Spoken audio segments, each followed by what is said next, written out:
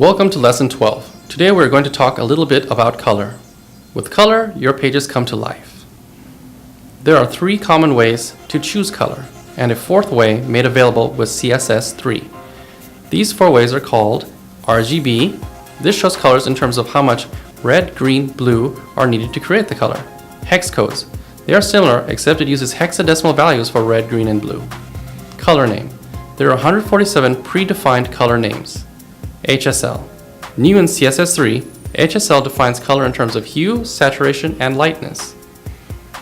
At the beginning of the web, there used to be a recommended web palette of 216 colors. This 216 cross-browser color palette was created to ensure that all computers would display colors correctly. Now, with so many high-resolution screens everywhere, we can now select from the millions of colors that are available. So let's dive in and see different ways to pick color. Let's open up NetBeans and take a look at different ways to look at color. So I'm in this sample project right now. So here we're in the style section for CSS. So I'm going to tell CSS to make this paragraph mark the color red. So as we can see here, it is the color red. But there's different ways to choose color.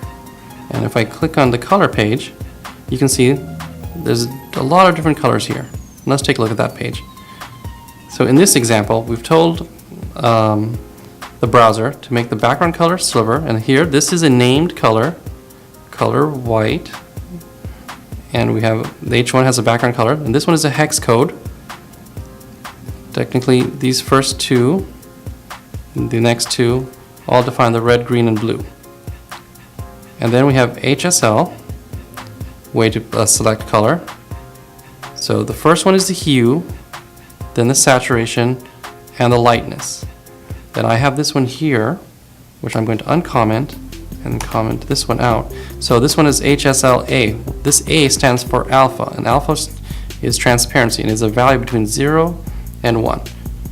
Now let me talk about the hue. The hue is any degree between 0 and 360 degrees. And you'll see saturation is a percentage, 0 to 1. I can even make this 105%. See how that looks? See how that changed over here? Let's change it back down to 10%. And this transparency, if I put it 0, completely transparent, and 1 is completely opaque. And so while using NetBeans, let's go to 0. So P.0, we're going to say that it's this color, this RGB color. And that shows up here for very acidic, because when we look down, P class equals 0, so use the styling for class 0, and this is the text we're using. It's going to be this color here. Now let's take a look at that. So it's using an RGB values, so this is how much red, green, and blue to use. So I'm going to duplicate that line just to demonstrate. Now if we use RGBA, now we can add transparency information. I'll change that to 0. Change that to 1. Completely opaque, or somewhere in between. 50%. That's 50% transparency. So this A is alpha, is for transparency. We also have that A with HSL. Now let's say I wanted to do something different. Let me do background color.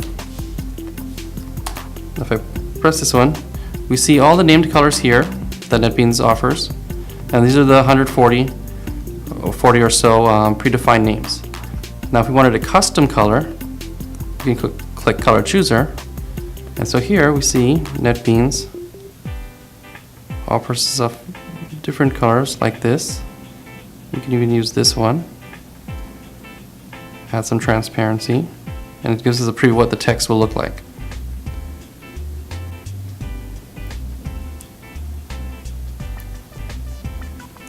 Let's say I like that one with this much alpha.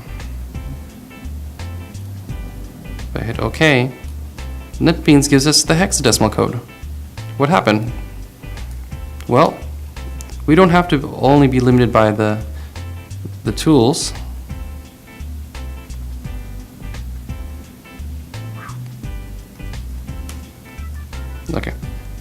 that we can use a variety of different tools.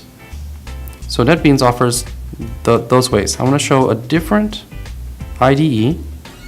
This one is the Microsoft Web Matrix. Now here. Now if I do a style here, color, it shows up this kind of color picker. Now it looks very similar. Now let's just say I start changing the, and you can see the hexadecimal code already showing up right in the code. Say I want something rather blue, a bit darker, but I don't want it to be all the way opaque. As soon as I change this, it automatically chooses RGBA and starts showing the colors for that. So do you need to download another IDE just to get this convenience? No, you don't have to. See, NetBeans gave us this hexadecimal code. If I take that hexadecimal code, I can go to a website like hslpicker.com. If I type it in here, the hex code, it picks the color, and then from there, I can start changing these opacity, the lightness and darkness of the color, the saturation, and of course the color itself. And so you can, as I do this, you can see how the values change down here. So the hex code will give you a flat color, and the RGBA and HSLA work very similar in defining the color. In color, they both, but as this one is red, green, and blue, but this one is hue, saturation, lightness, and alpha. You can see the alpha is the same in both. They work in different ways, but you can achieve the color you want, and you don't have to use just one tool. So I kind of like this purple, and I'm going to use it in this RGB color. Okay, so NetBeans, in here NetBeans, I have defined a paragraph to be color red. So this is a named color. Now if I delete that, you can see the whole list of the 140 or so named colors here. It's a pretty big list. Now let's say I wanted a custom color. So I can click Color Chooser, and I get, NetBeans offers swatches, but already predefined colors, and they give you a little sample how the text is going to look, which is pretty nice. Then you got this HSV, hue, saturation, and value. Then HSL is another way to pick color. Pick transparency. It shows it down there. RGB, and here you can see it's showing the hex code for the RGB and CMYK. So these are not the same ones I just talked about, but these are other ways of choosing color, especially if you have different graphics programs. They may represent color in terms of CMYK, cyan, magenta, yellow, and black, and alpha. And you can import those right into NetBeans if you have these values. So if I pick that one, it's going to give me this code. If it's save, you can see the text changed to that color. Now, that's not the only way you can pick color. Now, let me show a competing IDE. So here we are in Microsoft Web Matrix. I'm going to do the same thing again. Color. It's going to give like this predefined swatches. Now if I click this down arrow, it looks pretty similar to what we saw in the other one. And if I do opacity, it starts showing you right away the code for RGBA. It's not giving me a hex code. Opacity, alpha. And so that's how this IDE does it. I'm not saying you should use this IDE, I'm just showing you the demonstration that different IDEs let you choose color differently. Now if we go back to NetBeans, so we had this color code here. Now if we take this color code and go to a website like hslpicker.com, we can put it right here. That's the color we had, and we can do further modifications to this color to get just the way we like. So if we leave the color alone, now we start changing the lightness and, the saturation, very dilute, and here's how dark the color we want. All the way this way is black, and all the way this way is white. And it's anywhere in between. That's the darkness and lightness of the color. As you can see, it's changing, and it's changing all the codes. But if you use the hex code, it's going to be a flat color. What does that mean? That means it's without this opacity. So you notice how I'm changing the opacity, and we see the opacity changing here in RGBA and under HSL, but nothing's happening to the color here. Now if I take this hex code, oops, I take that hex code and go back to NetBeans, that's the color. There's no opacity to it. But if I do this one, RGB, whoops, you can see it became lighter because it's incorporating this opacity. I can also use the HSLA values and gives the same color. So that's the different ways to pick color. Now how can we incorporate that? So our book has a very nice example with the pH scale. Very alkaline, neutral, and very acid in there. And what are they doing? They're just using different values of RGB to achieve this. To achieve this gradient. But if you wanted to, I could take this here and put it here. And so that's what this looks like as an RGB color. I could take it, the HSL value of that, pop that in there, and let's use that for 2 and 3. Now they all have the same color. I could modify the opacity of these and achieve a similar effect. I have the same color for all of these. Let me put another one. But all I've done is change the opacity. Let's go a little bit drastic. So we've achieved a similar gradient effect by only changing the opacity. Now let me return the opacity back to 1.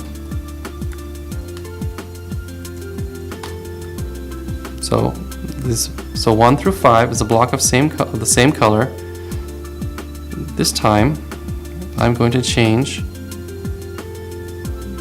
the lightness. So this is 65%. If I change this one to 60%, we start seeing a different gradient.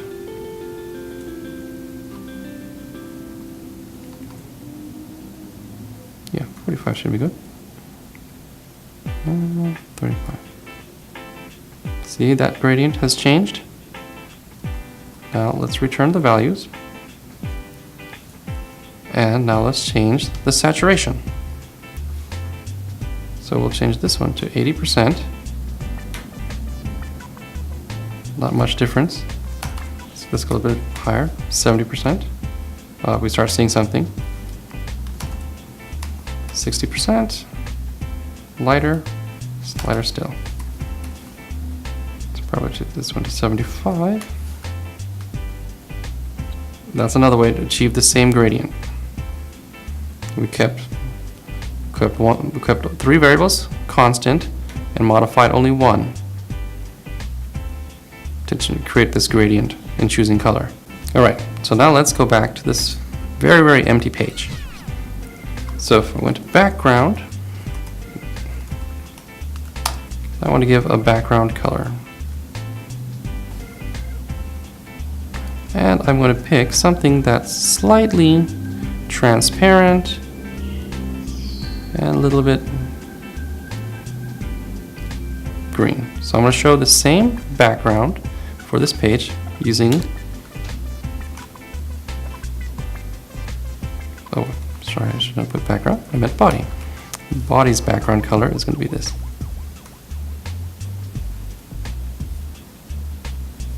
Right.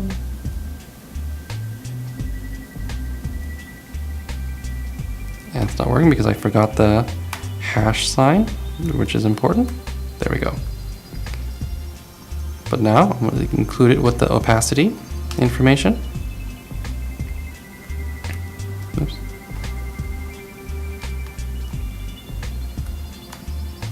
Slightly different. Now, if I use this same color for the paragraph,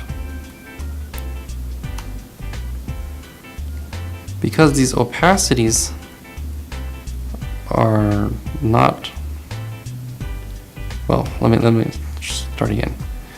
So if I put the same color for the paragraph and the body, but it has some opacity, you can still faintly see the words there. Let me make this 200%. You can faintly see the words. That's because the opacity allows it to combine. Now if I picked it as an opaque color instead, color,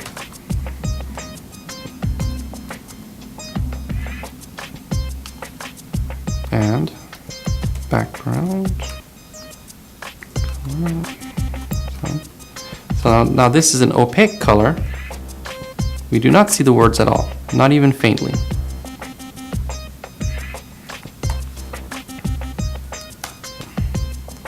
And also, it's not good practice to have the background and text be the same color. So now let's pick something very different with no opacity. Here we can either choose the hex codes or the RGB codes. I'll just continue with RGB here.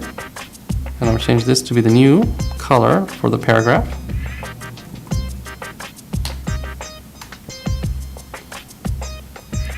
The text is there, but it's very contrasting in color.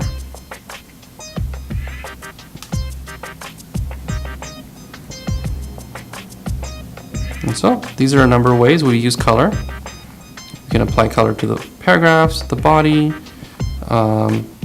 Let's see.